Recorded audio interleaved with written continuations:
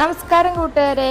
അപ്പൊ ഞാൻ വീണ്ടും വന്നിട്ടുണ്ട്. എന്റെ ഗാലറിയിൽ കിടക്കണ 2 മാസം മുന്നേ എടുത്തിട്ടുള്ള ഒരു വീഡിയോ ആയിട്ടാണ്. എഡിറ്റ് ചെയ്യാൻ ഇപ്പൊ വീഡിയോ എടുത്തു കഴിഞ്ഞാൽ എന്തെങ്കിലുമൊക്കെ ഒരു പ്രശ്നമായിട്ട് എന്റെ പിന്നാലെ ഇങ്ങനെ വരും. പിന്നെ എങ്ങനെ എഡിറ്റ് ചെയ്യാനോ?